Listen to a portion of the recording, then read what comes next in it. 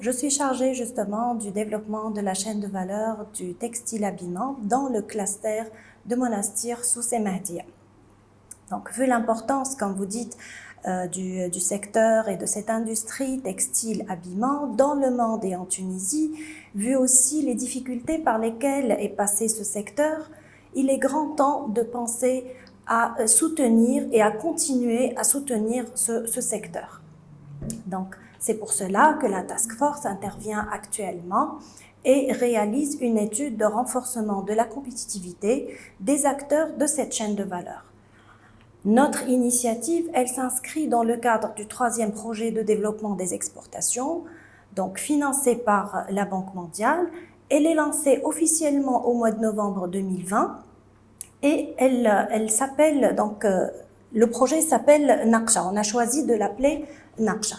Notre intervention, elle consiste en une étude stratégique et un accompagnement des acteurs de cette chaîne de valeur.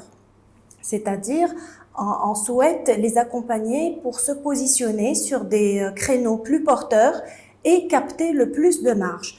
Il va falloir peut-être changer de business, il va falloir peut-être changer d'activité. Ça, c'est le résultat de notre étude et de notre diagnostic. Donc, notre approche, elle est participative.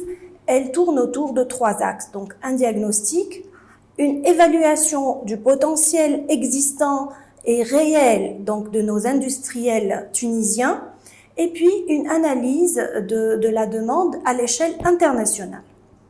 Donc, notre étude vise, en fin de compte, à conduire un vrai changement structurel et durable dans la région. Donc, cette étude ne peut être réalisée que par une approche participative qui va être faite par et pour les acteurs. Donc, on va impliquer les acteurs privés et les institutions publiques. Mais il n'y a pas que ça. L'intervention de la Task Force et de ses équipes ne s'arrête pas ici. On va clôturer notre étude par la proposition d'un plan d'investissement et d'amélioration des affaires. Il va comporter donc un ensemble de lignes d'action pour les acteurs privés et aussi un livre blanc qui va comporter toutes les réformes réglementaires et institutionnelles qui vont aider et faciliter la mise en œuvre de ce plan d'investissement et aussi donc concrétiser ce changement escompté. Merci et j'espère pouvoir répondu à votre question.